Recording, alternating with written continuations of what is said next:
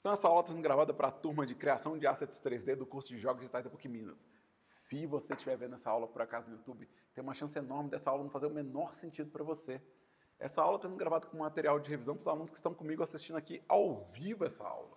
Né? E essa é a primeira aula do curso de modelagem de assets para jogo.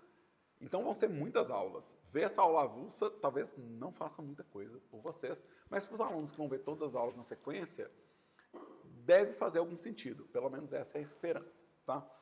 A gente tem que fazer um trabalho de vocabulário aqui. Tá? Então essa é a primeira coisa que a gente vai fazer. Antes de começar a modelar, a gente tem que fazer um processo que é definição de asset para a disciplina, porque a definição de asset pode mudar no mundo. Então, o que a gente está chamando de asset aqui? Né? O que a gente está considerando como asset dentro da disciplina, tá bom? E os elementos que compõem esse asset. Tá? Os elementos que compõem esse asset. Então, é o que eu quero falar. E quando eu falar de elementos que compõem um asset, eu vou meio a fundo mesmo. Eu quero ir anatomicamente falando o que compõe um asset. Então, eu vou falar uma série de termos que eu espero que os alunos estejam anotando nos cadernos deles, ou nos notebooks dele, ou nos celulares dele, ou no computador que está na sua frente, onde ele acha melhor, tá? Para eles poderem ter essa memória, mas também estou gravando a aula porque vai que a pessoa não pôde vir hoje, ou que ela anotou, mas não sabe se anotou correto. Então, a gente vai tentar fazer o melhor possível para que a pessoa tenha acesso a essa informação. Mas eu recomendo que você faça a sua memória de aula e tente lembrar dos termos que a gente vai falar aqui, que são termos que eu vou usar com frequência. E para não ficar parecendo que eu estou falando uma coisa pressupondo que vocês estão sabendo, eu estou fazendo o possível para vocês saberem do que eu estou falando. Certo? Todo mundo está aqui, entendeu o que eu falei até agora? Maravilha. Vocês vão poder fazer pergunta, mas a princípio não tem muito o que falar, é só o conceito da aula. Então, nesse semestre, a gente vai usar o Blender e a Godot para poder fazer jogos digitais. Quem estiver vendo essa aula gravada e não faz parte do curso de jogos, perde esse ponto, ou seja, mesmo que você esteja vendo a aula gravada no YouTube, é bom entender que isso faz parte de um conjunto muito maior do que só a minha disciplina. Os alunos eles têm que testar esses assets dentro de um jogo, então vai ser posto à prova o que eles estão fazendo. Então é um processo educacional bem mais amplo do que só a modelagem. Tá? A gente tem aqui um objeto tridimensional, que é um avião. Né? Esse avião ele já foi colocado dentro de uma cena, que inclusive ela está em etapas iniciais de funcionamento, então se eu der play aqui, está funcionando o meu modelinho 3D já na cena da Godot. Então esse é o nosso workflow, né? A gente vai criar um conteúdo tridimensional dentro de um software para que ele possa ser composto no jogo no outro software. Então esse conceito básico eu espero que todo mundo já tenha ele no coração, assim que eu acabei de falar a frase, que é esse conceito da disciplina, de fluxo da disciplina. Você vai criar um conteúdo em um software e exportar ele para outro software. Num software você está criando o objeto visual e no outro você está compondo ele junto com outros objetos. Então aqui a gente vai ter as arvorezinhas também, que são outros objetos. Então a gente vai ter uma composição desses objetos, certo? Tranquilo?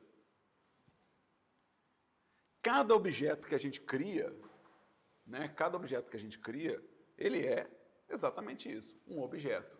Ele não necessariamente ele vai ser o asset, às vezes ele vai ser parte de um asset. O asset é o acessório que a gente usa para o jogo. E eu quero dar um exemplo com esse avião aqui, ó.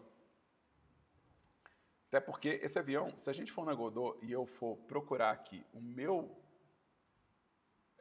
avião dentro desse espaço aqui, né? Se eu for procurar o meu avião aqui, né? A gente vai ver que esse avião aqui, ele é feito de 3 peças. Ele tem a arma, ele tem a hélice, porque eu quero poder girar essa hélice. Deixa eu pôr na rotação aqui para não... Eu quero poder girar essa hélice independente do resto do objeto.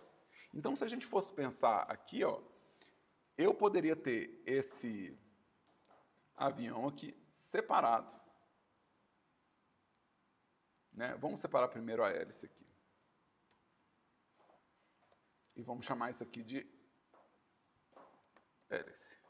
Hélice, né? Vou chamar de hélice aqui também. Hélice.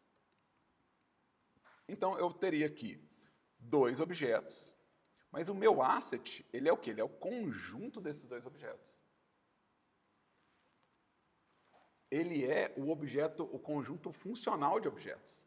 Então, é isso que a gente está definindo como asset. Eu não estou definindo com asset cada objeto que eu tenho na minha cena, que eu tenho dentro da minha lista. Não é isso que vai definir um asset para mim. O que vai definir um asset é o conjunto funcional de peças. Então, o meu player tem lá a arma, também eu quero animar ela separada, porque eu quero fazer ela dando o ricochete quando atira. Então, eu vou precisar desse objeto também separado. Então, eu vou ter a arma,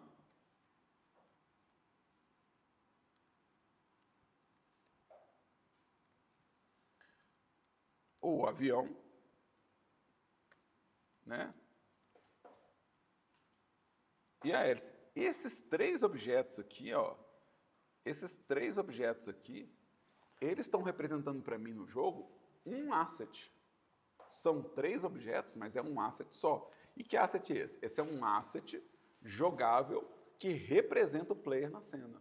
A função é ter a representação gráfica do jogador na cena. Então essa é a função dele. E a representação gráfica dele na cena inclui esse conjunto de eu tenho o corpo do avião, que é a parte que não pode tomar tiro, senão o meu personagem vai morrer, né? Eu tenho a hélice, que vai indicar que está rodando. Vamos supor que o meu cenário acaba e o meu aviãozinho encosta numa parede. Se a hélice está rodando, é uma forma de eu informar para o player que o jogo não travou. Que ele continua processando alguma coisa, que a coisa não está congelada. Então, ter uma parte móvel que tem uma animação constante no meu veículo é um jeito de eu informar para o player que não está travado quando não aparecer nenhum movimento óbvio. Então, é uma peça importante, ela tem uma função. A arma é um jeito de eu avisar que o tiro saiu. Então, se meu objeto estiver encostado em outro e eu não puder ver o tiro, mas eu puder ver a arma ricocheteando, eu sei que o tiro foi acionado. Então, eu estou informando que aquele comando que foi dado no objeto, né, teve uma ação. Então, cada uma das peças tem uma função objetiva e as três peças representam uma coisa só, que é a nave do jogador. Certo? A gente tem como organizar isso, né? Então, aqui eu tenho como organizar. Eu vou chamar de player aqui, né? Player. Vou chamar de player aqui. Tem nome melhor, eu podia pensar no nome melhor, mas vou chamar de player. Então, meu asset, que é o asset player, ele é composto de três peças. É isso aqui que eu quero levar, exportar para Godot, para montar o meu jogador. Quando chegar na Godot, eu tenho o player, a arma do player, a hélice do player. Meu player é essa malha do avião. Dentro tem a arma, né, e a hélice separadas. Então eu tenho essas três peças. Eu ganhei mais componentes. Se a gente for olhar, quando chega aqui quando chega na Godot, meu player é esse arquivo todo.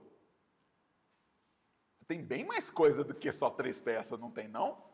Vamos contar? Então aqui, ó, tem 1, 2, 3, 4, 5, 6, 7 peças.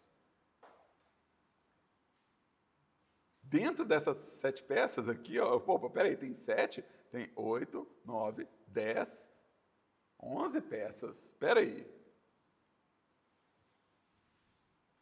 Eram 11, 12, 13 peças. 14 peças para representar o jogador no jogo. Significa que cada uma dessas peças aqui pode ser considerada um asset? Sim. Mas não são essas peças da Godot que a gente está criando na minha disciplina. Dentro dessa disciplina, a gente está criando a representação gráfica, que são essas 3 peças. Então, o meu asset 3D, o meu asset modelado 3D, ele é feito dessas 3 peças. Esse vazio aqui, essa bolinha aqui, ó, ele é a minha coleção original, né? Então, ele era isso aqui, né? Meu airplane, ele era isso aqui, né? Airplane. E dentro desse airplane tem as 3 peças. Então, se eu vier aqui no Godot, aquela coleção, ela está representada aqui.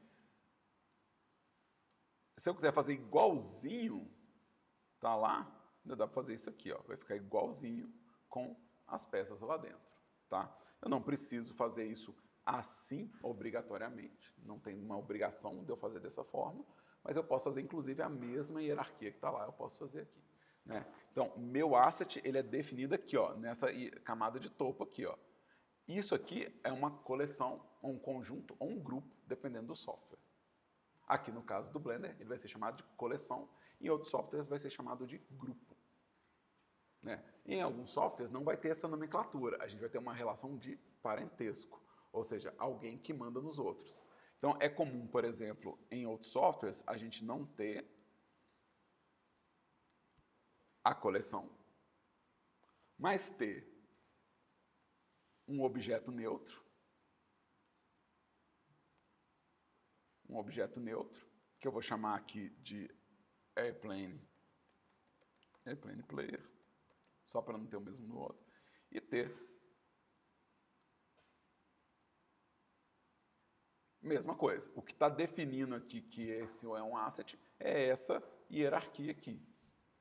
Não tem a coleção, mas tem o mesmo conceito, certo? Então o asset continua sendo o conjunto dessas 3 peças. Se eu pedir 10 assets, eu não estou pedindo 10 objetos, eu estou pedindo 10 conjuntos de objetos funcionais no jogo. Vocês entendem isso? Porque esse é o conceito que vocês têm que fixar na cabeça. Vocês entenderam isso? Deu para pegar? Então, um asset seria um conjunto de objetos. Isso. Que pode ser usado no jogo. Isso. Pode ser um conjunto de um objeto? Dependendo do caso, sim. Você vai ter um conjunto de um. Se você tiver, por exemplo, uma árvore, talvez você queira fazer essa árvore um objeto só. Tudo bem. Ou então uma caixa de madeira. Talvez você queira fazer a caixa de madeira num objeto só. Mas continua sendo essa lógica. Você vai ter que indicar que ele está dentro de uma coleção ou dentro de uma hierarquia. No caso do Blender, a gente vai usar coleção porque é o que vem mais fácil por padrão, tá? Mas vai ter que ter a indicação visual, ou seja, eu não vou contar os assets pelos filhos, mas pelos pais. Certo? Então, quando eu pedir 10 assets, não são 10 modelos. São 10 conjuntos funcionais, são 10 grupos, são 10 coleções. Tá bom? Você tinha uma pergunta, Diogo? Não, você vai comentar que a relação de parentesco é a mesma que o Godot usa, né? Uhum. É idêntica. Esse aqui é um objeto vazio, igual ao objeto vazio que eu criei lá no Blender, e aqui eu tenho essa hierarquia. Foi criado desse jeito a hierarquia aqui, mas ela não é obrigatória. Essa é uma opção. Quem está comandando o movimento desse avião é essa hierarquia máxima aqui, ó. Então é esse cara aqui que vai controlar todo mundo. Então esse cara mexeu todo mundo. Então, tá suave, né? Então, mesma coisa, esse vazio aqui mexeu o modelo inteiro. Aqui no Blender é a mesma coisa. Estou mexendo esse camarada aqui, estou mexendo todo mundo. Ou seja, mesmo que tenha múltiplas peças, existe essa relação de hierarquia. E é ela que vai me orientar na hora de contabilizar os seus trabalhos, certo? E também na hora de se organizar seu projeto, porque talvez você seja uma pessoa no YouTube vendo e não está matriculado. Ai, vamos levar essa pessoa para dentro da nossa turma aqui, vamos trazer ele para cá. Cara, se você não tem ninguém te avaliando, avalie você mesmo. Isso é um jeito de organizar o seu projeto. Tá? Isso é um jeito de se organizar o seu projeto, você não se perder no seu projeto. Se eu tivesse todas as peças de todos os aviões do meu jogo esparramadas aqui, como é que eu ia saber qual avião é qual? Você tem 3 hélices diferentes, 4 hélices diferentes. Como que eu gerencio essa informação? Esses parentescos, as hierarquias são formas de a gente organizar e localizar as coisas. Diga. Só mais uma questão conceitual, porque entendo isso, mas independentemente, todo objeto ele ainda assim também é um asset. Ele pode ser. Ele pode ser. Se ele tiver como um objeto finalizado, tipo, por exemplo, esse avião, tem uma parte que você passa no cenário que tem só a hélice jogada. Aquela hélice por si só... Pode, exato. Todo objeto ele pode ser elevado ao status de asset. Todos eles podem. Ele pode não acontecer dessa forma por causa do design do jogo. Então você fala assim, não, eu tenho aqui o avião e nunca acontece de eu usar a hélice separada. Então essa hélice nunca foi um asset por si só. Mas você pode realmente pegar essa hélice, desmembrar ela do grupo e usar ela como um destroço, por exemplo. Com certeza. Excelente observação. Tá? Então, todo objeto, sim, pode ser elencado a um asset, mas lembra, quando eu estou avaliando aqui, eu quero ver a organização, eu quero ver que esses aqui estão funcionando. Então, esse é o primeiro conceito. Deu para entender? Tá. Um outro conceito importante é o conceito de comunicação entre softwares. Tá? A gente está fazendo num software e levando para outro software. Então, a gente vai ter algumas questões importantes. A primeira são os formatos de arquivo. O Blender ele vai salvar um formato de arquivo chamado .blend. Obviamente que outros softwares vão ter o formato próprio deles, né? Se a gente estivesse usando o Maya, ia ter o formato próprio do Maya. Se a gente estivesse usando o Max, ia ter o formato. E esse formato é o que conserva todas as informações. Esse é o formato de preservação. Esse é o meu backup. Se eu fiz um modelo e eu não salvei esse formato, eu perdi várias das capacidades de edição que eu tenho. Tá? Não quer dizer que é impossível de eu editar um modelo de outro formato. Não é isso, mas eu perco muitas das capacidades. Ou seja, eu perco vários dos acessos que eu tenho. Inclusive, eu posso perder o design, em certo sentido, da minha modelagem. Tá? A Godot, ela não lê exatamente esse formato. Ela lê alguns outros formatos. São formatos de intercâmbio. Então, para levar para Godot, a gente tem a extensão GLTF, tem a extensão FBX, tem a extensão OBJ. Esses formatos aqui, eles são formatos de intercâmbio, tá? De intercâmbio. Eu vou fazer em 2 linhas assim, que eu tô com preguiça, tá, gente? Em vez de fazer a palavra compridona, eu fiz. Ou seja, eles não são formatos de backup, eles não são formatos de conservação, eles são formatos de comunicação. Para que a Godot leia meu modelo, eu preciso fazer um arquivo nesse formato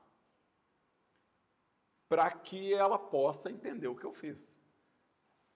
Então, a gente vai ter um processo do Blender que a gente vai chamar de exportar. E quando chegar para Godot, eu vou ter um processo de importar.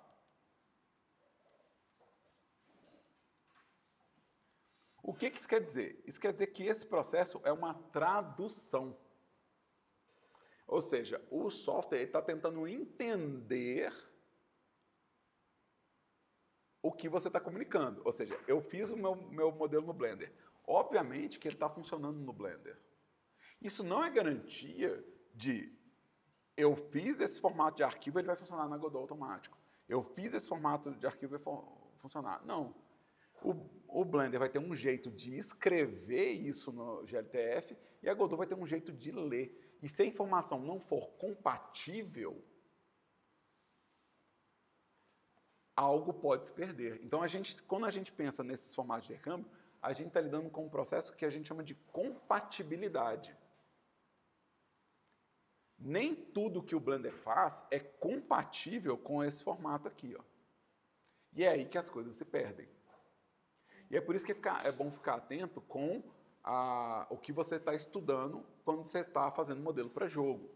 Independente do software que você está usando e do motor que você está usando, esse é um conhecimento que tem que ficar atento. Se você está vendo uma pessoa que está produzindo um conteúdo no Blender, seja eu mesmo, pode ser eu, professor.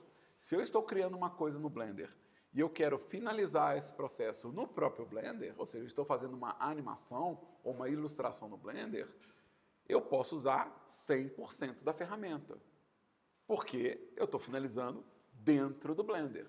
A partir do momento que eu estou levando para outro software e eu vou finalizar em outro software, eu já não posso usar 100% do Blender, porque o outro software não vai entender aqueles recursos. Eu tenho que ficar atento com a compatibilidade. Parte dos limites que a gente impõe no período aqui, quando vocês forem ver a modelagem, vai ter uma série de recursos que eu vou falar, mas a gente não vai utilizar esses recursos, é para aumentar a compatibilidade do que a gente faz com motores de jogos. Então vai ter sempre uma limitação, do tipo, a gente não pode usar isso, porque não é compatível com o motor. Então esse termo de compatibilidade, que eu devo usar com frequência, ou quando eu falar que o motor não entende isso que eu estou fazendo no Blender, é porque tem que fazer esse caminho de conversão de arquivo. Se eu vier aqui no Godot, e a gente for olhar o nosso conjunto de objetos aqui, ó, o meu modelo aqui, ó, ele está num formato diferente do arquivo que eu estou salvando aqui, ó. Aqui, ó, eu tenho airplane.blend. Esse é o formato que eu estou salvando no Blender. Quando eu chego no Godot, eu tenho um formato GLB. Uai, Daniel, mas você não falou que é GLTF? Pois é, bem-vindos ao mundo 3D. Vai ficar mais complicado que isso a cada segundo. O formato LGTF, ele pode exportar uma extensão GLB. Se eu vier aqui em exportar e pedir o formato GLTF, que é o processo que eu acabei de falar, estou exportando, na hora que eu vier aqui, ele vai falar assim, beleza, GLTF, extensão GLB.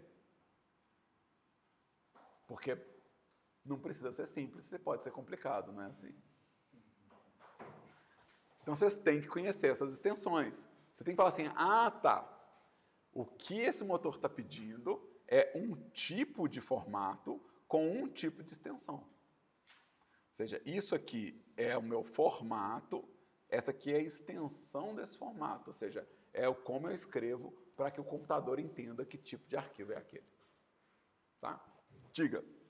Mas como eu faço essa exportação, se eu alterar qualquer coisa no meu arquivo do Blender, eu tenho que exportar isso de novo. Com certeza. A minha Godot, ela já manda automático ou você tem que importar para... Não, você consegue exportar por cima aqui, e quando você exportar por cima, você sobrescrever, a Godot já vai atualizar com essa versão nova. Tá? Então isso ela faz. A Godot é até mais legal que isso, gente. Eu não recomendo que vocês façam isso, mas a Godot ela consegue ler o ponto blend e gerar o GLB automático. Você salva no Blender, ela já gera o GLB e já atualiza. Ela consegue fazer isso. Eu não recomendo porque isso é muito perigoso em trabalho de equipe.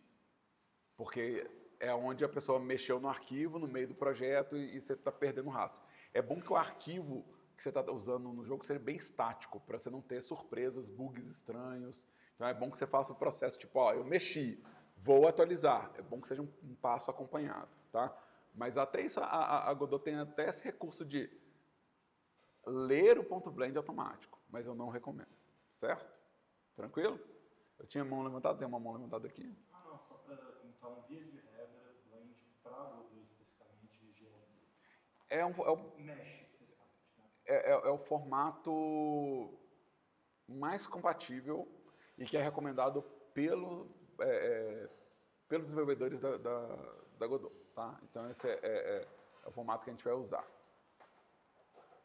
Ela lê outros formatos, então vocês vão ver gente usando outros formatos, não tem nenhum problema usar outros formatos, mas é o formato mais compatível o que mais traz compatibilidade entre Blender e Godot é esse formato GLB, tá? É o mais compatível. Então, então quer dizer que a gente não vai usar esses outros nem amarrado, né, Daniel? Não, calma. FBX é o maior volume de modelos 3D exportados que a gente tem no mercado. A maioria dos softwares usa esse formato. Então, pode ser que em algum momento, quando você estiver trabalhando na sua vida, você vai ter um fornecedor que chegou com os modelos para fazer jogo e está nesse formato aqui. E tá tudo bem, tá? Esse formato é bom, ele é super compatível, ele é muito rico, mas não, ele não é o formato que a Godot recomenda, mas dá para usar também. E esse formato aqui, ele tem o lugar dele também. Ele também tem, ele é um formato mais simples, ele tem menos recursos que pode salvar nele, mas também é um formato que quase todo software 3D consegue exportar e ler. Ele é um formato muito comum. Então, acho que vale a pena colocar eles por causa disso. Esse é o formato mais comum no mercado. Esse é um formato talvez o mais compatível entre softwares no mundo. E esse aqui é o formato recomendado para Godot. Beleza? Tranquilo? Deu para entender esses termos até agora? Você pode só repetir as afinidades de cada um para nós? O quê? As afinidades, o GTF é melhor para isso? Tá, o GLTF ele é o recomendado pelos desenvolvedores da Godot para usar na Godot. Tá? FBX ele é o formato mais utilizado no mercado.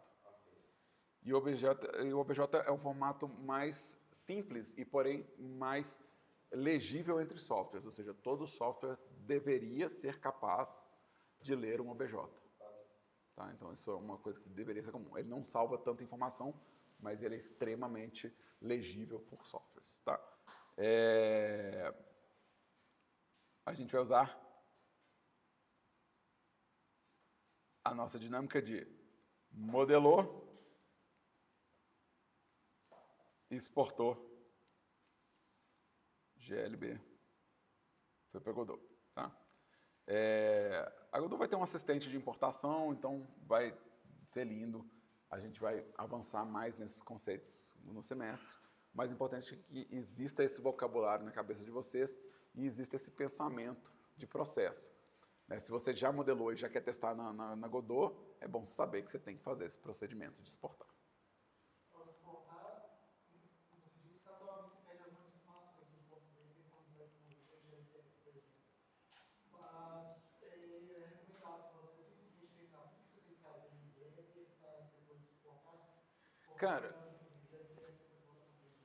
não tem. Novo, a questão é você não usar o que não é compatível. Essa que é a questão. Você pode ir e voltar quantas vezes você quiser. O legal do computador é que ele é não linear. Então você pode, por exemplo, eu posso começar meu jogo sem ter o avião, mas já ter as peças em formato de cubo. É muito comum isso. Você pega e só faz a coisa no tamanho que você quer, mas com né, deixa eu fazer aqui. Eu acho que eu até fiz algo assim, né, na última aula, não fiz? Que é...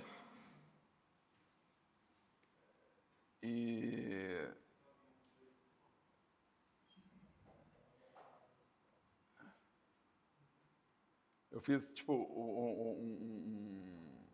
uma versão assim do avião. Né? Lindo, né? Lindo, maravilhoso. Pois é muito comum isso. Eu já faço essa peça no tamanho que eu preciso para programar e prototipar o jogo, ou seja, fazer uma versão prévia. E aí eu volto no Blender, finalizo aquela peça e aí acrescento.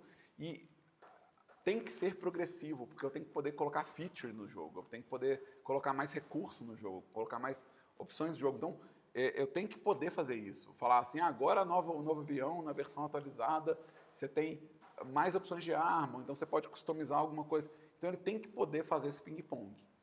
O macete é você aprender quais são os limites do formato de arquivo e não usar uma coisa que não vai ser compatível e chegar lá e morrer na praia, né? Falar assim, cadê aquele pedaço?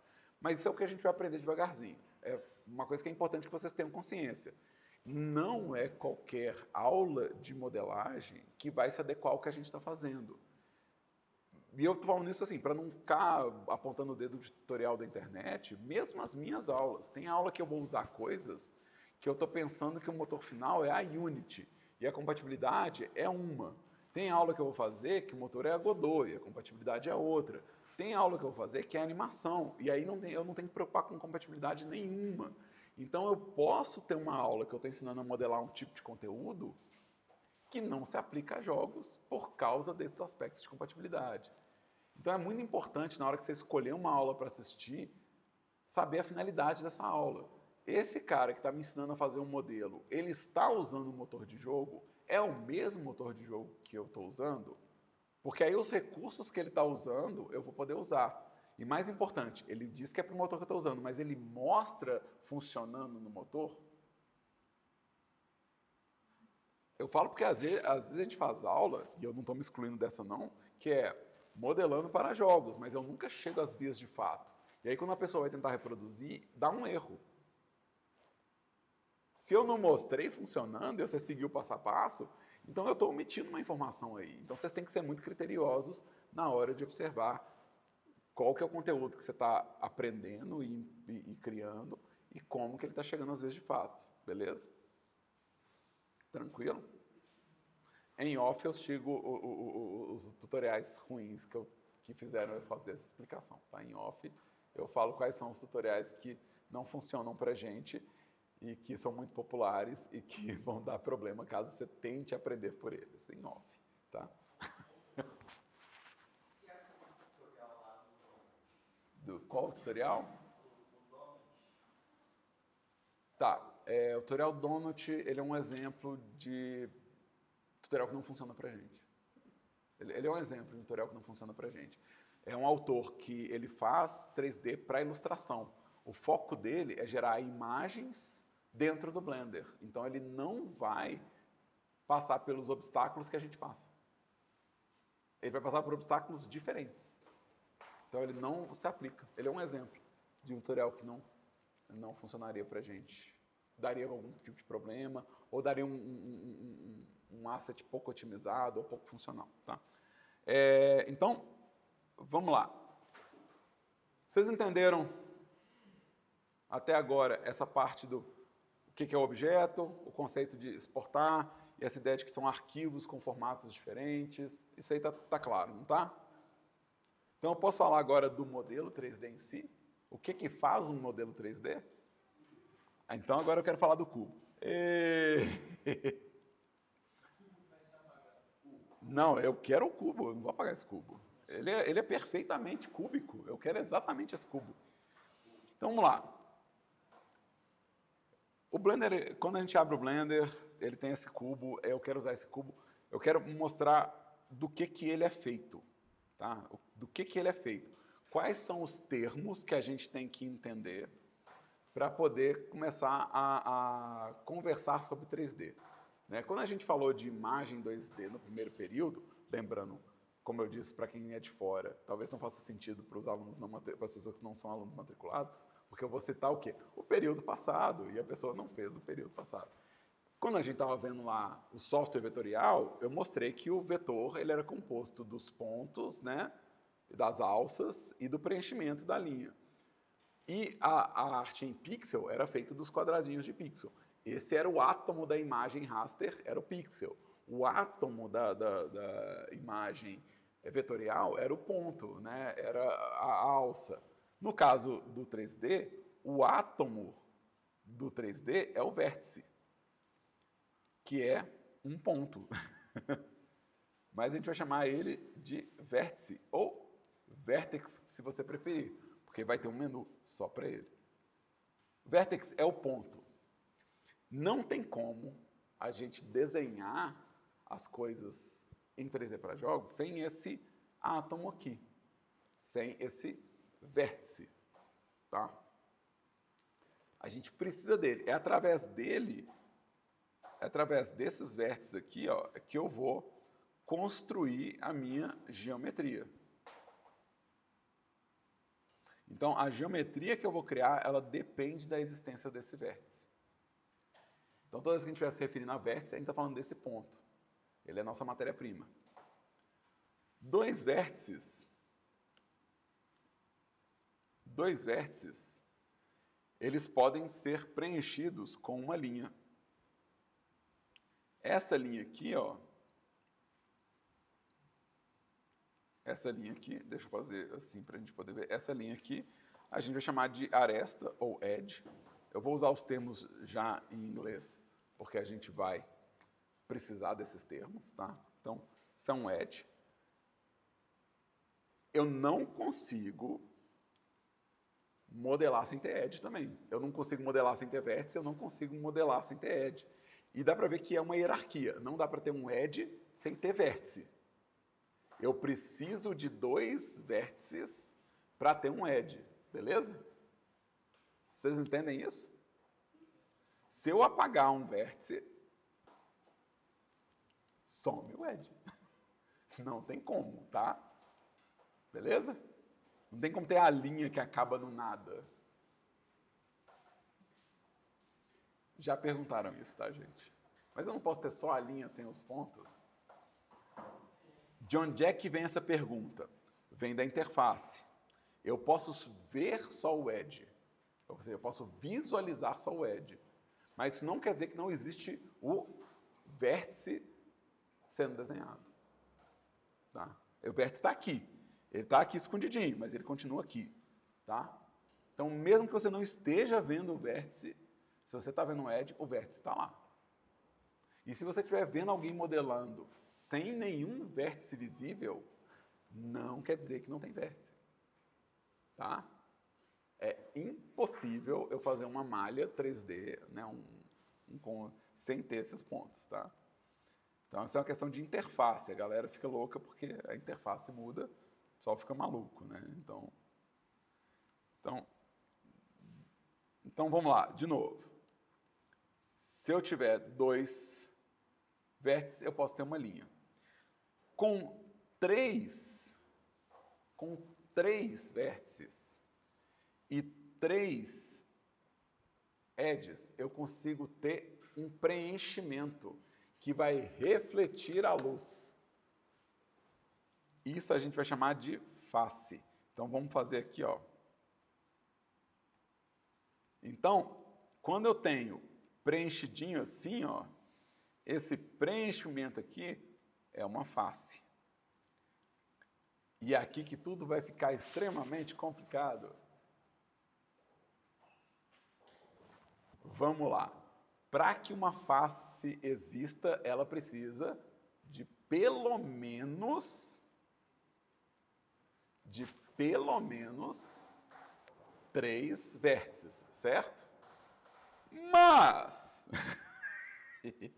Mas eu posso fazer ela com 4, por exemplo. Eu posso fazer ela com 3. E eu posso fazer ela com quantos eu quiser.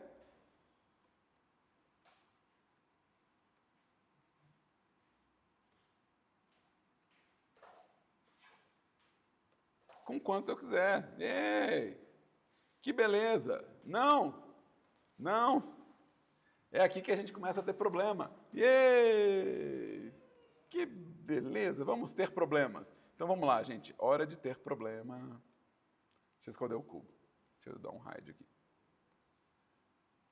Hora de ter problema. Aqui vai aparecer um monte de termo. Vamos fazer assim. E vamos dar um zoom. Minha letra é ótima, por isso vocês têm que anotar qual é a letra de vocês. Tá? Porque minha letra é tão bonita. Então vamos lá. Uma face com 3 vértices vai ter nome. Tá? A gente vai chamar de tris. De triângulo mesmo. Tem nome próprio. Você não pode chamar do jeito que você quiser, não. Você não pode chamar de Fernando, não. É tris de triângulo. E triângulo é como que a gente vai contar o peso do nosso modelo. É pelo número de triângulos que a gente conta o peso do nosso modelo. A verdade obscura do 3D é que na placa de vídeo tudo vira triângulo. Ah, mas eu fiz com 4, vai virar triângulo na placa de vídeo. Ah, mas eu fiz com 20, vai virar triângulo na placa de vídeo. tudo vira triângulo na placa de vídeo.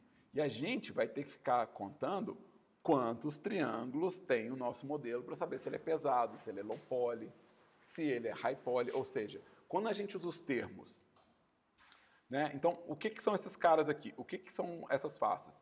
Essas faces, elas são os polígonos. Polígonos são objetos com múltiplas faces, né? Com múltiplas laterais, né? Então, esses são os polígonos. Quando a gente fala high poly, é muito polígono. Quando a gente fala low poly, é pouco polígono. Se eu tenho poucos polígonos, eu estou fazendo low poly. Se eu estou fazendo muitos polígonos, eu estou fazendo high poly. Peraí, falei rápido demais e embolei. Vamos repetir tudo de novo. Voltou, meu editor não vai cortar, porque não tem editor aqui, é ao vivo. Então vamos lá. Muitos polígonos, high poly. Poucos polígonos, low poly. Deixa eu abrir um outro Blender. E deixa eu abrir o meu avião de novo. Será que esse avião é high poly ou low poly? Vamos ver. Ele tem 3.000 triângulos. E ele é low poly.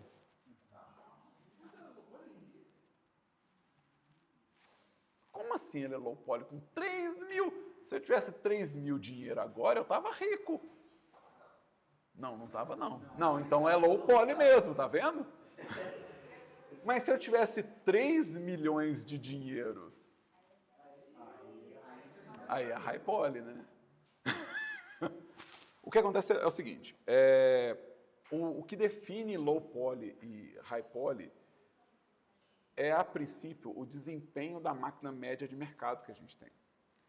Então, se a gente for pensar assim, eu vou fazer jogo para celular, qual que é o celular de entrada? Ou seja, o celular mais fuleiro que eu quero que rode meu jogo. E qual que é a quantidade máxima de triângulos simultâneos que ele rode? Isso vai definir quanto que eu consigo rodar de polígono. Então o modelo ele vai ter baixa poligonagem dentro desse hardware, porque ele está realmente usando pouco dessa contagem de triângulos. Ele vai ter uma poligonagem alta se ele pega uma quantidade alta. Então vamos pegar esse meu PC. Esse meu PC ele aguenta rodar num motor de jogo, é um PC de 7 anos atrás. Ele consegue rodar num motor de jogo tipo a Unity 2 milhões de triângulos simultâneos. Simultâneo significa ao mesmo tempo na tela. Quer dizer que minha cena pode ter o quê? 20 milhões de triângulos, contanto que eu fique mostrando 2 milhões de cada vez. Mas se eu fizer um avião de 2 milhões de triângulos, quer dizer que eu não posso ter mais nenhum objeto em cena. Porque eu já gastei todos os 2 milhões de triângulos com um objeto só. Então esse modelo ele é high poly com certeza. Mas se eu fizer um com 1 milhão, continua sendo high poly. É metade dos triângulos que eu posso usar. Quer dizer que eu não posso fazer modelo high poly? Pode. Vamos imaginar que você está fazendo o close de um personagem. Você vai chegar no olho dele. Eu preciso de muito triângulo e eu vou ver só o olho dele. Então eu realmente posso ocupar a tela inteira com muito triângulo de um objeto só. Porque é só esse objeto preenchendo a cena. Quando eu afastar, talvez eu tenha que trocar esse modelo por outro. Mas isso é que vai definir para a gente o que é low poly e high poly. Como a gente tem hardwares antigos, a gente tem toda a lógica de mercado retrô, onde os limites de hardware é muito intenso, a gente tem conceitos de low poly que vão com triângulos lá embaixo. Então existe o conceito de sub 1000, ou seja, é low poly abaixo de 1000 triângulos por modelo. A gente tem um conceito de... Tem uma convenção que é o FAS 256, que quer dizer que seu modelo pode ter até 256 triângulos. Então, existem conceitos que são baseados em hardwares antigos, e eu tenho aqui uma listinha que pode ser interessante para vocês, já vou liberar sua pergunta, que é o número de polígonos por personagem em vários jogos diferentes. Então, o Big Sister em BioShock 2 tinha 7.253 triângulos. Né? Se a gente for pegar, por exemplo, um jogo... deixa eu pegar um Castlevania, Lord of the Shadows. Tem modelos com 21 mil triângulos. Qual que é o hardware do jogo? E quantos triângulos estão rodando? Aí você consegue gerar uma média, tá? Então não existe um valor absoluto, nem uma chavinha que vira e fala, agora o seu modelo finalmente é high poly. É realmente uma questão de hardware que vai ser utilizado para o jogo e a média de triângulos que você está colocando para poder lidar com isso. Pode ser considerado high poly para um jogo de Nintendo 64 uma coisa com 1000 triângulos. Porque é um hardware muito antigo, beleza? Dá para entender essa parte? Você tinha uma pergunta? Na verdade, é só uma coisa que eu lembrei quando você estava falando de o limite de triângulo por cento nos jogos antigos, nos raros antigos, que eles não tinham nem como explicar 10 sprites, aí para poder mitigar isso, eles ficavam trocando o sprite. Tipo, uma hora aparecia esses duas, uma hora aparecia esse personagem, poder mostrar cada hora uma tela e cada vez. A gente faz esse mesmo tipo de mitigação com 3D. No 3D a gente tem um conceito, a gente não precisa entrar nesse conceito agora, eu não vou nem escrever ele, que é o conceito de level of detail, que é, eu tenho várias versões do mesmo modelo, e eu troco dinamicamente de acordo com a proximidade da câmera. Então, quando o modelo está perto da câmera, eu estou usando um modelo, às vezes, com 100 mil triângulos. Na hora que esse personagem afasta, eu vou trocando ele por um de 20 mil, por um de 10 mil, e quando chega no final, é só uma imagem. É só uma imagem desse modelo. Então, isso eu consigo ter muito conteúdo em tela sem mudar a minha contagem de triângulos. Então, existe técnica para isso. Level of Detail. A abreviação é LOD. Não, a gente vai chegar lá porque a gente vai... Eventualmente, vocês vão ter aula de otimização e vocês vão chegar nesse momento onde os jogos vão ficar bem mais complexos e eles vão pedir que vocês façam isso. Então, vocês vão chegar lá. É porque a gente está no primeiro round e vocês vão ter o quê? São 4 anos de curso, né? Então tem tempo, tá, gente? Agora, vamos lá. Vamos complicar um pouco mais, então, porque eu tenho tempo. Dá para ficar mais complicado. Vamos lá. Tris é como o computador trata todo modelo 3D. Vocês entenderam isso? Todo mundo entendeu isso? Tris é como todos esses polígonos vão ser processados pela placa de vídeo, certo? A gente só modela com quad. Ficou fácil, né? Vamos lá. Tudo que tem 4 lados tem nome próprio também. Eu exagerei. Não é que a gente modela só com quad, não, mas essa é a nossa forma preferida de modelagem. O intuito é a gente fazer um máximo do modelo com quads. E a gente vai usar tris em lugares que faz sentido. Você está fazendo uma ponta de uma lança, faz sentido ser um triângulo. Como é que ela vai ser pontiaguda se você não tem uma ponta? Tem alguns lugares também, tem alguns tipos de dobra ou deformação que o triângulo vai deformar melhor. Então, existem lugares onde o triângulo ele é adequado. Mas ele é minoria quando a gente compara com quad. A maior parte dos modelos a gente vai querer fazer com quad. Quad faz uma coisa que nenhum outro tipo de geometria faz. Quad tem um conceito de loop. O que não tem no triângulo e não tem no N-gon. Essas formas eles não têm um conceito de loop. E eu preciso desse conceito de loop para comandar o fluxo de modelagem dos meus modelos. Eu preciso realmente que a forma do meu wireframe acompanhe o que eu quero modelar. Eu acho que eu tenho um exemplo disso.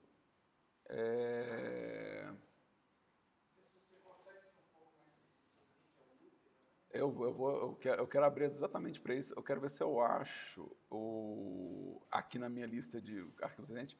Eu tenho que abrir com o navegador aqui, fundamentos, aqui. Vamos lá. Isso é um corpo de um violão. Imaginem que isso é um corpo de violão, certo? Eu fiz esse corpo de violão com várias geometrias diferentes. Eu vou entrar no modo Edit e a gente vai ver todos eles. Vamos lá. Vocês conseguem perceber que alguns desses são melhores que os outros na hora que a gente observa a forma? Tem alguns que parecem um pouco mais elegantes. do que os outros? Maravilha. Alguns deles, quando eu tentar suavizar a modelagem, também vão me dar um comportamento mais adequado e outros vão me dar artefatos. Tá vendo que esses primeiros aqui, eles perderam um pouco da forma. Esses últimos aqui, eles quase não perdem, mas ainda não estão perfeitos. Mas esse último, ele faz o caminho bonitinho da volta. Vocês conseguem ver esse brilho branco aqui? Maravilha! Então vocês estão a um passo de entender o que é um loop. Na hora que eu modelo, eu consigo ter uma volta perfeita. Que não vai existir nos outros em lugar nenhum. Isso é um loop de modelagem. É uma volta perfeita. E é uma volta perfeita. É uma volta que eu posso controlar. E que eu posso definir onde ela fica. E que define uma forma. Isso só é possível com quads. É um caminho circular mesmo. Um loop é um caminho circular. Pois é, vamos lá. Esse aqui, ó, ele é feito majoritariamente com quads. Os loops dele vão para direções que não são a direção da forma. Apesar dele ter loop, o loop não acompanha a forma. Então eu preciso não só fazer o loop, mas eu preciso que o loop acompanhe a forma do que eu estou modelando. Para que eu tenha uma boa superfície, uma boa forma. Ou como a gente vai usar o termo aqui para quem está modelando, o que a gente está procurando é uma boa topologia. Esse é o termo que a gente usa para falar sobre a superfície de algo, tá? O estudo de superfície é topologia. Então, vocês vão achar vídeos do pessoal falando assim, good topology, bad topology. Eles vão estar falando exatamente dessa distribuição adequada de loops. A maioria é sobre personagens, tá? O personagem é onde isso fica realmente grave.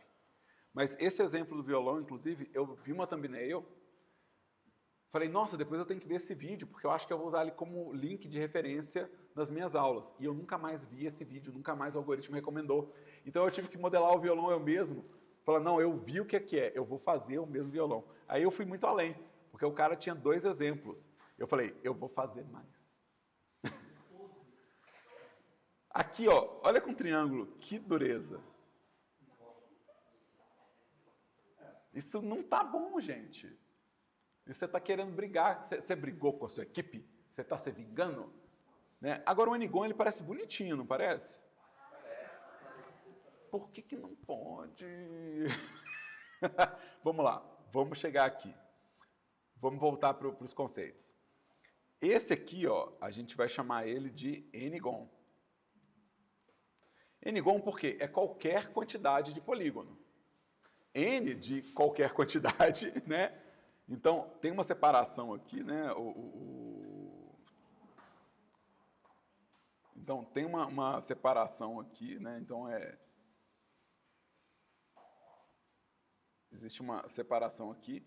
E é isso. Eu tenho qualquer quantidade qualquer quantidade. Então, 5, 6, 7, 8, 10, 20, 1 milhão é Enigon. A gente não usa Enigon nem amarrado. Enigon é um primeiro exemplo de funciona bem no Blender. Saiu do Blender, você não sabe o que vai acontecer. Funciona bem no Blender. E mesmo assim no Blender funciona bem, vírgula, se você não deformar esse Enigon. Se ele for extremamente plano. A primeira coisa que o motor de jogo vai fazer é desconsiderar o Enigon. A primeira coisa que ele vai fazer é converter para triângulo. E só Deus sabe onde é que esse triângulo vai acontecer. Só que pode acontecer do software não conseguir calcular os triângulos. E aí ele só não desenha a face. Só some o pedaço do modelo. Dependendo do nível de Enigon, some o modelo inteiro. Então a gente não usa Enigon em modelagem para jogo para prevenir erro. O erro não necessariamente vai acontecer, mas as chances são tão altas que a gente usa como prevenção. A compatibilidade do Ngon é baixa quando a gente converte para outro formato de arquivo. Olha eu gastando todo o vocabulário que eu passei até agora. Vamos lá, diga, Lucas. Então, mas se a gente estivesse na Terra perfeita de tudo, idealmente todo modelo, o modelo mais leve possível seria feito apenas de triângulos, só de triângulos. Não, a leveza não tem a ver com isso. Não, porque o que acontece? Eu posso ter um Ngon que corta menos triângulos do que um modelo que você fez com triângulos, apesar da silhueta ser a mesma. Então não é uma garantia. Não tem uma garantia que fazer com triângulos vai ser mais leve. A questão do triângulo é, na hora de processar o 3D, a placa de vídeo tem que converter para triângulo, ela não lê essas geometrias. Então na hora que joga na placa de vídeo, ela automaticamente ela corta. O quad também, ela automaticamente corta. Opa, não fiz o corte aqui não. Então automaticamente ela vai cortar. Inclusive, um dos motivos da gente colocar um triângulo no modelo é garantir que vai cortar no lugar certo o triângulo. Isso é um dos motivos para a gente colocar triângulo no modelo. Vamos lá, deixa eu mostrar o Ngon dando erro. Eu consigo dar um view select aqui. Frame selected. Então vamos lá. Se eu puxar esse Ngon, se eu puxar aqui, o jeito que ele está desenhando a geometria é estranho, né? Ele está tentando cortar em triângulo. Olha, não tem aresta aqui, mas ele está tentando desenhar uma aresta aqui. É imprevisível. Então o Ngon ele teria que ser absolutamente plano para funcionar. E mesmo assim, o jeito que ele corta os triângulos, ele pode não achar solução. O violão, isso aqui é um exemplo. Eu não consigo preencher isso aqui com um Ngon só, não. Ele vai tampar o buraco. Ele vai tampar o buraco. Ele não consegue calcular.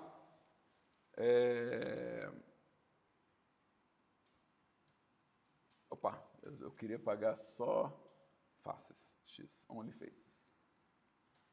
Only faces. E aí eu quero apagar esse cara aqui. X, edges. Então vamos lá. Deixa eu tentar fazer um Ngon aqui. Ele não consegue, não. Ele não sabe fazer. Não consegue. E aí eu tenho que fazer o quê? Eu tenho que dar uma ajuda para ele. Eu vou lá e falo assim, não, calma lá, cara. Tá de boa. Você consegue. Aí eu vou ter que vir aqui, vai ser super divertido selecionar todo mundo sem seleção de loop, porque eu não tenho quad. Aí eu tenho que ajudar ele, para ele entender. E mesmo assim, pode achar uma geometria que eu consegui. Só que aí tá, o Blender conseguiu. Quem garante que o software, na hora de dividir os triângulos, vai passar o corte pelo mesmo lugar? A gente não usa nenhum. Não, é muito perigoso. Muito perigoso. Então, deixa eu deixar aberto aqui o meu example. Deixa os violãozinhos aqui. Então, Ngon, ele vira um problema para a gente de modelagem, tá? Mas esse problema também existe no quad. Oh, no!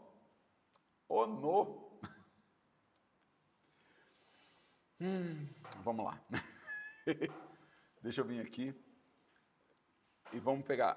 Se eu tentar dobrar um quad, eu vou ter o mesmo problema. Onde é que ele está dobrando? Então a gente não pode dobrar os quads demais.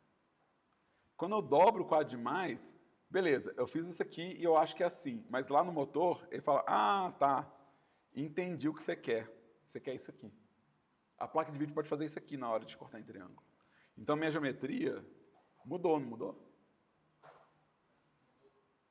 Porque ele achou que esses dois vértices faziam um triângulo. Nessas horas, eu vou precisar do triângulo.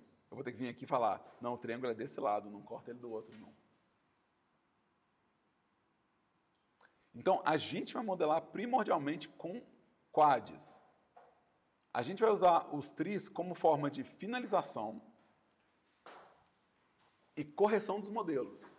Então, quad e tri vai ter, mesmo. Quando não tiver solução geométrica para quad, ou quando a solução geométrica para quad for uma dobra estranha, a gente vai usar o tris. Quando a coisa tem formato de triângulo, vai ser um tris. A maioria das coisas a gente vai precisar de loop, então a maior parte é quad. E n-gon a gente não vai usar nem amarrado. É tão sério que eu tiro ponto por n-gon que vocês fizerem. Para cada n-gon vocês pedem um ponto. Ah, mas professor, o trabalho vale 30, eu fiz 40 n-gon. É 0, né? Porque se eu pudesse dar ponto negativo... Porque, de novo, é muito imprevisível. Então, todos esses modelos eu teria que corrigir. Imagina que eu sou o profissional que te contratou. E aí, em vez de eu ter o trabalho finalizado, eu tenho que ficar voltando com ele. Ou seja, a carga horária de trabalho que eu paguei, eu tenho que voltar a você e pagar de novo. Então, eu tenho que sentar eu e tenho que refazer. Eu tenho que corrigir. Ou sei lá como que eu vou arrumar isso. Então, isso está gerando um custo. E a minha regra é a seguinte. Se gerou custo adicional, vocês perdem ponto. Se o trabalho é meu, o ponto é meu. Entende? E n-gon é isso. N-gon vai dar trabalho para outra etapa, entendeu?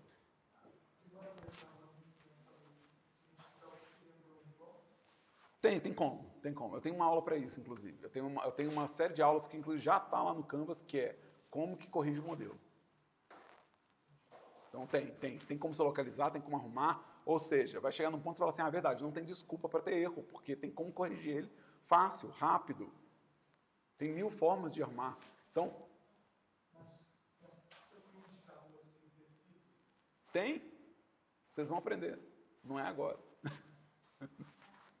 Mas tem como você localizar todos os n-gons, tem como limpar eles, tem como resolver isso. Eu vou mostrar como é que os n-gons nascem, né, o que comem, onde vivem.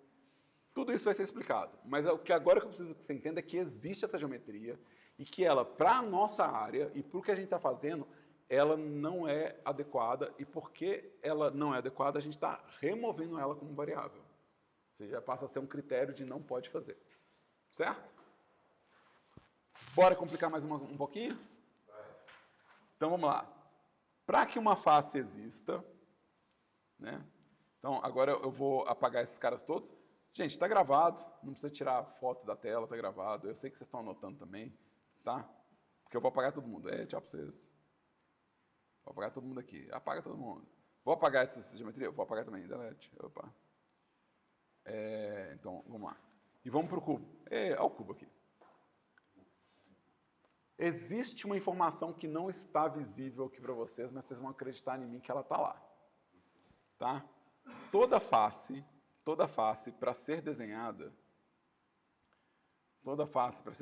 ela possui uma linha perpendicular chamada normal, que nasce na face e que vai ser por onde o software calcula a reflexão da luz.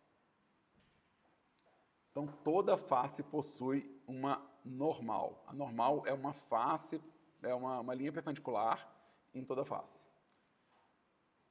Todas as faces têm. Beleza? Tranquilo?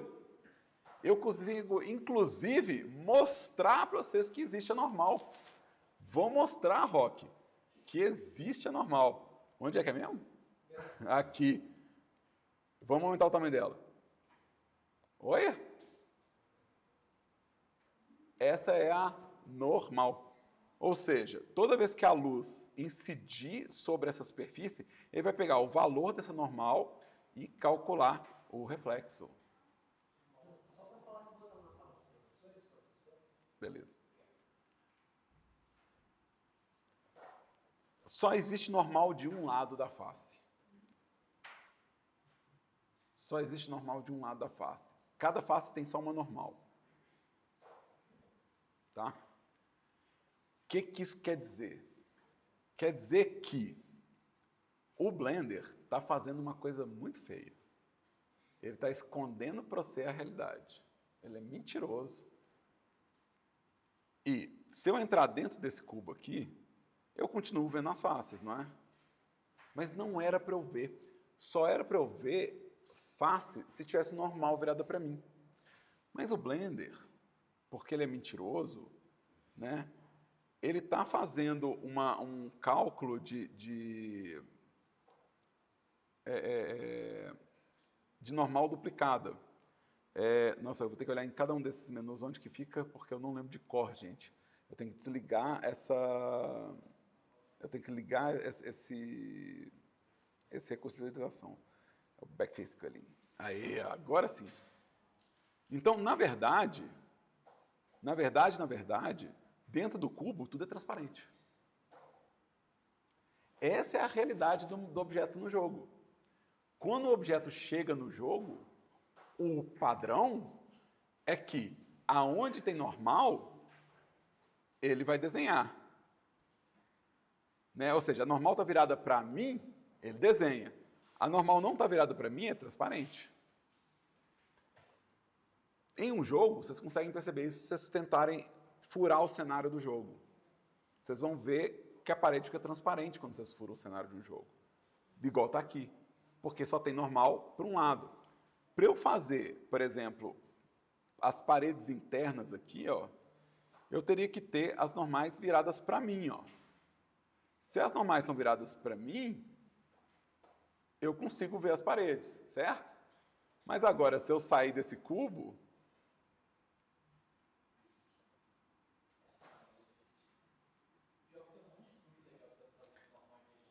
pois é, então existe esse conceito de normal. Então vamos lá, existe conceito de normal. E existe o conceito de normal invertida. Normal invertida é, a princípio, um erro de modelagem. A gente chama de normal invertida quando a normal ela não está apontada para onde deveria estar. Então, a priori, isso é um defeito de modelagem. Existem algumas técnicas de renderização que usam esse glitch de renderização para criar efeito. Não é o caso dessa disciplina, tá? Não é o caso dessa disciplina. Nessa disciplina a gente vai falar, é um objeto que eu estou vendo do lado de fora. As normais estão apontadas para fora? É um objeto que eu tenho que estar vendo pelo lado de dentro. As normais estão viradas para dentro? Então, existe o conceito de normal. A face só pode ser desenhada porque ela tem essa normal. Essa normal, ela só existe em um dos lados da face. E alguns softwares como o Blender, eles conseguem iludir que existe a normal para os dois lados. Isso não quer dizer que existe normal para os dois lados. Isso é uma ilusão. Isso é um sombreamento que é feito para que você modele sem preocupar com isso. O Blender, inclusive, ele dá para a gente a possibilidade de visualizar se as normais estão invertidas, sem deixar a face invisível. Ele tem um vermelho de alerta que me fala, as normais não estão viradas para cá, as normais estão lá dentro do cubo. Ou ainda, se eu virar elas aqui, ó, as normais estão para o lado de fora, elas não estão do lado de dentro. Então o Blender tem, inclusive, um aviso para isso. Mas isso quer dizer que, se eu tiver uma face com a normal invertida, eu estou vendo um aviso aqui. Deixa eu tirar o aviso. Estou no Blender. Não, meu modelo está ótimo. Está perfeito meu modelo. O modelo está lindo, funciona, tudo maravilhoso. Chega no jogo, está assim. Normal invertido. Isso é um erro de modelagem. Ou seja, se isso chega para mim, eu estou esperando um objeto opaco, e chega um objeto que tem um vazado transparente, isso é um erro de modelagem. Ou seja, eu não posso seguir com o meu trabalho, eu tenho que pedir para o modelador revisar, tenho que corrigir isso lá. Né? Isso vai dar problema no sombreamento, dá problema em modificadores, dá problema em vários lugares. Então, existe conceito de normal, existe conceito de normal invertida, e é algo que eu vou falar com frequência, tá? É algo que eu vou falar com frequência porque isso já vai ser um aviso nas práticas de ferramenta de modelagem. Então, já é um conceito que vocês têm que saber antes de eu chegar na ação que gera isso. quando eu falar normal invertida, vocês saberem, estou criando uma parte que pode ficar transparente no modelo. Beleza? Podia ter só um normal por face para fazer isso também? É a matemática da coisa, entendeu? Esse é como a gente calcula. Como é que eu vou falar dentro e fora se eu tiver para os dois lados? Então, é a lógica matemática mesmo, vai um pouco além. Então, por exemplo, quando a gente tem uma parede aqui, ó, eu tenho o lado de cá e o lado de lá, não é? Pois é, mas eu só tenho o lado de lá porque realmente o objeto ele é sólido. Então eu consigo informar que ele é sólido porque ele tem essa informação. Se eu tivesse normal para os dois lados, eu não teria essas situações de, o que é o lado de dentro e o que é o lado de fora. Eu não teria essa forma como controlar isso. Então eu preciso que essa informação seja dessa forma. Porque iludir que tem as duas a gente consegue. O Blender acabou de fazer aqui, ele consegue iludir que tem as duas. Mas eu preciso falar qual que é o lado certo, o lado de fora. Tá? E eu preciso também para poder guiar a orientação de iluminação, para guiar a orientação de transformações, de deformação. Então, eu preciso realmente falar assim, qual que é a sequência de normais? Um exemplo, vamos lá. Deixa eu voltar aqui, tirar o backface. Né? Um exemplo a gente pode ter um sombreamento suave. E esse sombreamento suave aqui, você está vendo que a sombra está invertida aqui? É porque eu quebrei a sequência de normais. Então, eu sei que a coisa está correndo porque eu tenho uma direção.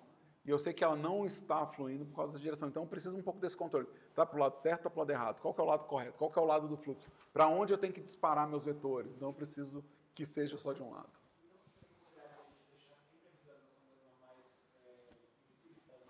Isso varia muito de pessoa para pessoa. Isso é metodologia individual. Então, tem gente que gosta de já pegar e ligar. Tem gente que, porque está fazendo coisas que tipo assim, são ou muito simples, ou porque a pessoa já tem uma metodologia, às vezes ela vai querer fazer tudo e conferir depois. Então isso é mais individual, não existe um jeito melhor, não. Né? Para mim o ideal é que você, para cada bloco de modelo que você fez, você já confira. Isso para mim é o ideal. Mas ainda assim, tem gente que gosta de modelar tudo, depois corrigir tudo. Então isso é metodologia. Quando você tem esses quads e os longs, que você vai, na hora que o computador vai transformar isso em vários tris, ele cria diversas novas normais? Exato, para cada face. Para cada uma dessas. E esse é um dos motivos pelo qual a coisa fica mais complicada ainda. Por quê? Todo o rolê desse negócio da gente preocupar com a normal é que a sombra e a renderização não seja afetada. Se eu tenho um N-gon, que era uma normal só, e ele virou 10 normais, quer dizer que agora eu tenho vetores que eu não sei para onde é que estão indo. Então ele pode gerar sombras onde não tinha antes. E essas sombras podem gerar alguma coisa que não é visualmente agradável. Né? Isso é uma pergunta, Kaique? Diga.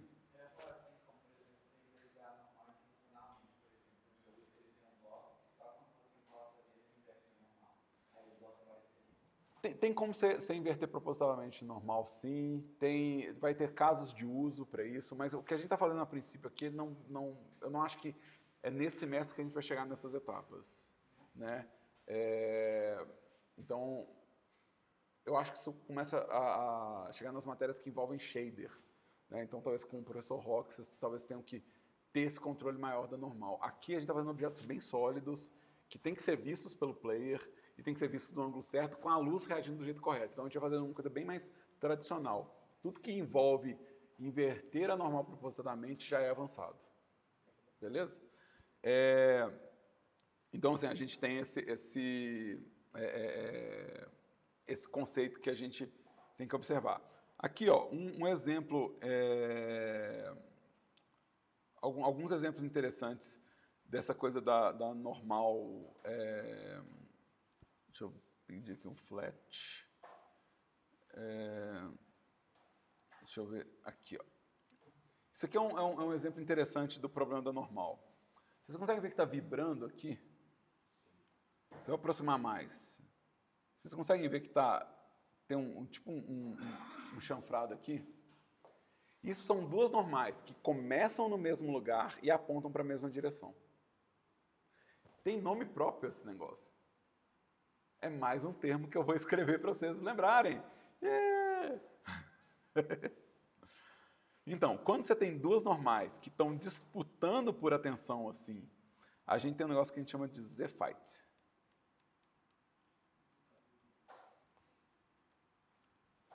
Esse é um exemplo do que o Kaique está falando. Pô, talvez eu queira inverter uma normal propositadamente para que uma seja normal de dentro e a outra seja normal de fora. O que combina com o que o Lucas estava falando, mas por que não tem as duas? Porque eu não preciso, eu posso realmente ter o sólido. Aonde que a gente faz isso? Quando a gente modela planta, com frequência a gente não modela planta, a gente faz um plano com uma textura. E aí a gente duplica esse plano e põe uma normal para cada lado para que a planta pareça que está dos dois lados, folha de árvore. Então você tem dois objetos no mesmo lado, que se eu inverter uma das faces, eu quero... Deixa eu colocar meu backface culling aqui.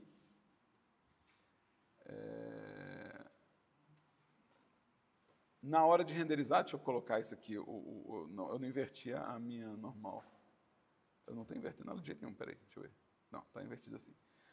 Pois é, nessa visualização do Blender não vai funcionar, mas na renderização final funciona. Ou seja, quando a gente renderiza finalmente, na hora que a gente gera o render, ele não considera a reflexão desse lado. Aqui é por causa da própria seleção da interface que ele está fazendo isso aqui, ó, mas ele não vai me dar mais aquela briga. Uma normal está para lá, uma está para cá, então elas não disputam mais. Mesmo assim, na prática, a gente não sobrepõe face. Na prática, a gente vai e joga um pouquinho para dentro. A gente evita a todo custo essa sobreposição de normais. Sobreposição de normais pode gerar Z-fight. Então a gente evita, como essa geometria existe, não tem como não ter a normal, eu tenho que ficar atento com a sobreposição delas também. Deu para entender isso? Tranquilo?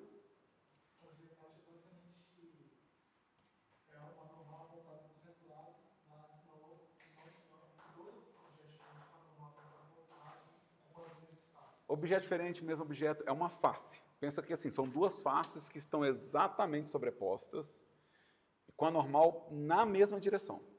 Porque se a direção for um pouco diferente da normal, já não dá isso. Elas têm que estar apontando para o mesmo ângulo. E você pode ter edição de normal, você consegue tombar a normal em objeto. Você consegue deformar a normal.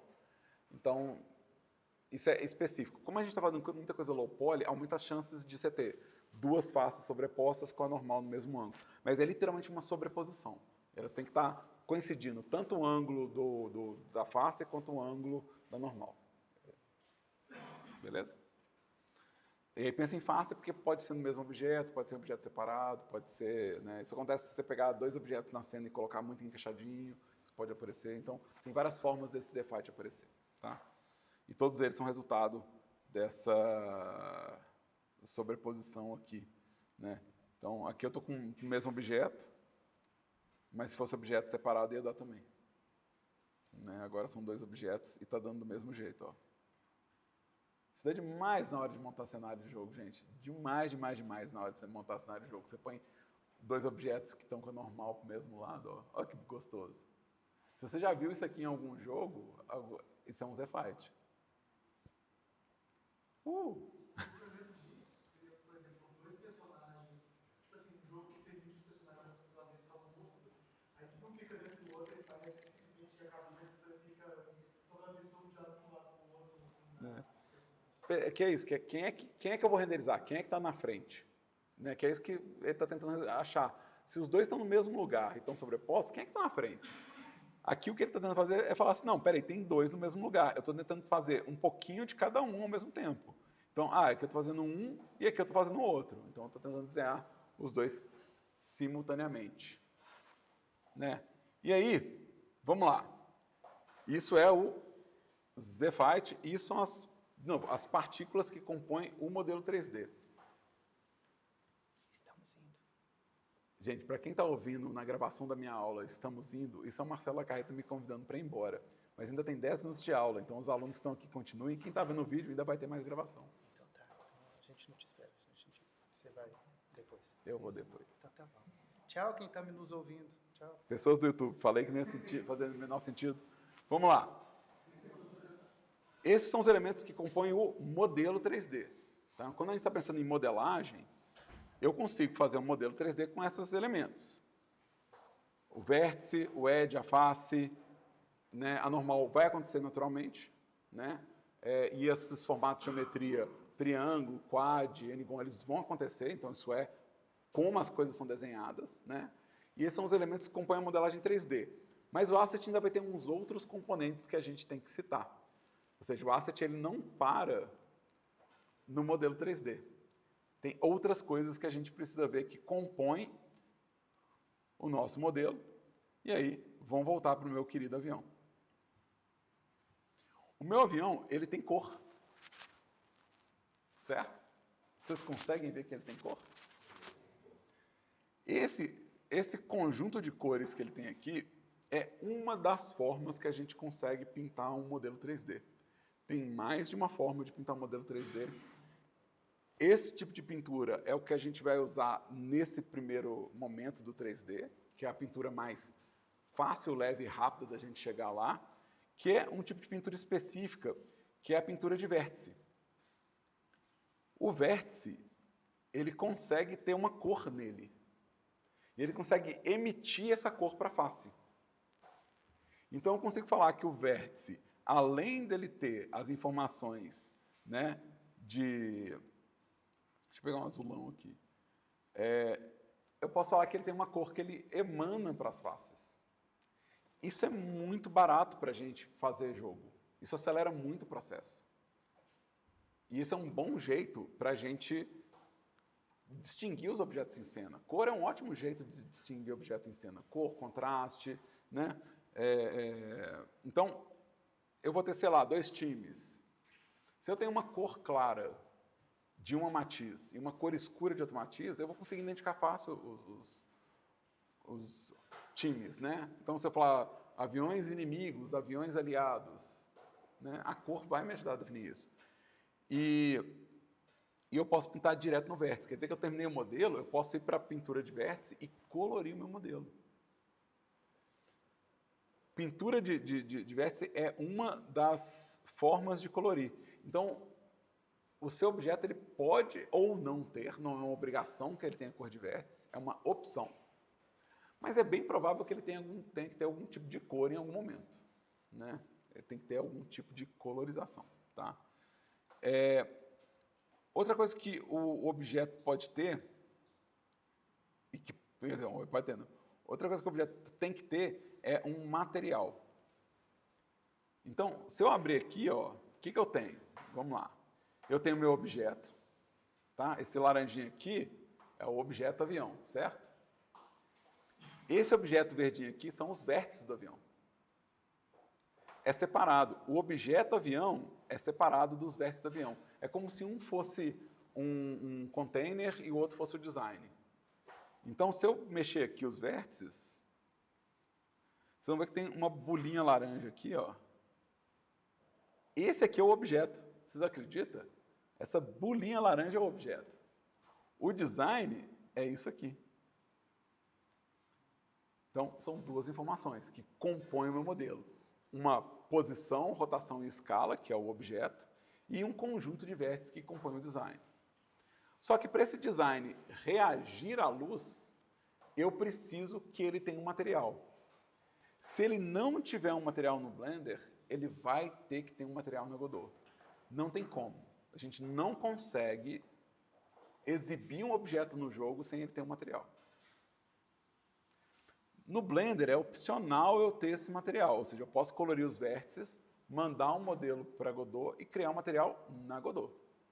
Até porque o material da Godot é diferente do material do Blender. E essa é uma outra questão de compatibilidade. As opções de configuração de material do Blender vai ser diferente das opções de configuração de material da Godot. Elas são bem próximas, tem muita coisa que coincide, mas são diferentes ainda assim.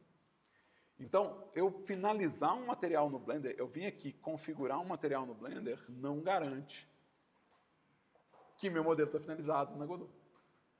Mas eu preciso desse componente. Esse componente que é o material, ele vai ser um componente que ele vai ter a cor de vértice, no meu caso, um shader. Então, esse é um termo que é importante, e uma saída. Esse conjunto aqui, ó, esse conjunto aqui é o que a gente chama de material. Ou seja, qual que é a informação de cor que o objeto tem, que se não tiver nada aqui, vai ter aqui. Então, informação de cor ele vai ter, não tem como. Um sombreador, que é como ele fala se a luz que bate nele volta como um objeto metálico, como um objeto de plástico, como madeira, como acrílico. É esse sombreador que vai definir qual que é a reação do objeto à luz, e a saída é como ele imprime isso na superfície, ou seja, essa saída é como ele conecta esses cálculos aos vértices da superfície. Então, deixa eu mostrar para vocês sem Ui!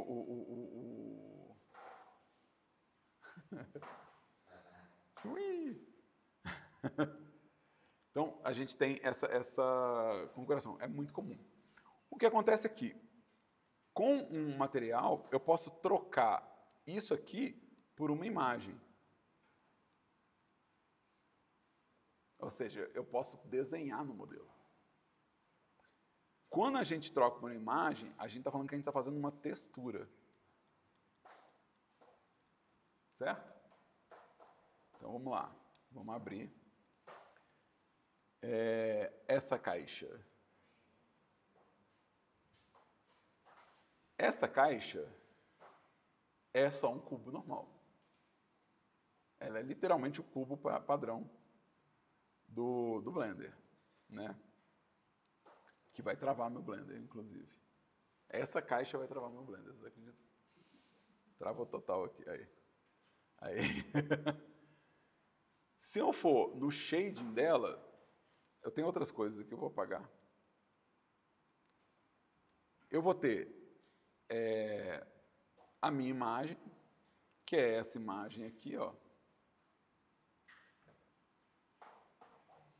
que desenha a superfície do cubo, certo? Então isso aqui é a minha textura, essa imagem é a minha textura. Só que para isso funcionar, eu vou ter que ter uma cópia do meu modelo. Bidimensional. Então, existe um outro conceito em 3D que é importante para a gente, que é o mapa UV. A gente não quer usar isso esse semestre, porque é mais caro fazer desse jeito. O mapa UV, né, aqui eu estou escrevendo assim, mas melhor escrever UVMap, é uma cópia desse modelo, mas com coordenadas bidimensionais. O que acontece é que tudo que a gente faz no motor de jogo aqui, ó, no 3D, tem coordenada de x, y e z. Cada um desses vértices que eu mostrei para vocês, cada um desses vértices aqui, ó, ele possui informação de x, y e z. Então aqui, ó, ele está falando, ó, eu tenho essa coordenada de x, y e z, que são os eixos que eu tenho aqui no meu espaço. Só que eu posso pegar esses vértices aqui e criar uma cópia deles em x e y de novo. Em x e y de novo. Só que a gente não chama de x e y, a gente chama de u e v. Porque eu já estou usando x e y aqui. Então, é propriedade comum de asset 3D, é propriedade comum de asset 3D. A maioria dos assets 3D que vocês vão investigar, pesquisar, estudar, caçar o tutorial na internet, ver sei lá, a aula, o cara vai estar fazendo o quê? Vai estar abrindo esse mapa de UV e pintando uma textura. Mas isso indica que tem uma etapa adicional antes de eu ir para o motor. Ou seja, eu tenho que fazer essa tradução do modelo 3D em 2 dimensões. Isso dá um certo trabalho. A gente tem uma disciplina só para isso. A gente tem uma disciplina que chama pintura de textura, que acontece no próximo período, que é especificamente para a gente estudar essa parte. Por isso que nesse semestre, quando eu estiver falando sobre modelos finalizados, a gente vai estar pensando em cor de vértice. Cor de vértice não precisa dessa abertura de UV. Mas também não consegue fazer. Com pintura de vértice, eu não consigo fazer isso aqui. Que é encher de detalhe uma face. Então é uma troca, né? Eu estou acelerando e simplificando o processo para fazer o jogo, mas estou perdendo o nível de detalhamento. Em termos de custo para a gente, é muito alto. A gente, se todo modelo, pensa, eu estou pedindo 10 assets. Esses assets podem ser mais de 10 modelos. Mas se for 10 modelos, são 10 aberturas de UV, 10 pinturas de textura para cada entrega. Vai ficando muito mais tenso. Então existe uma lógica econômica aqui. Para que a gente possa cumprir a grade horária, entregar os jogos finalizados e coloridos, cor de vértice vai ser um pouco mais ágil do que a cor com textura. Mas é importante que vocês saibam esses termos. É importante que você saiba que mapa UV se refere à cópia do modelo em 2 dimensões que permite o encaixe de uma textura no formato de imagem. Tá? É bom que vocês saibam que isso existe. Tá? Bom, esse é o nosso vocabulário básico de elementos que compõem um asset. Tá? Então esse é o nosso vocabulário básico. Os alunos que estão comigo aqui, presentes, esperem pela chamada, não saiam correndo, eu tenho que fazer chamada. Tá? Quem está vendo gravado no YouTube, eu realmente espero que ajude algum entendimento sobre 3D de alguma forma. Né? A ideia de deixar esses vídeos públicos é ajudar o maior número de pessoas possível. Obrigado para todo mundo e vamos fazer chamada.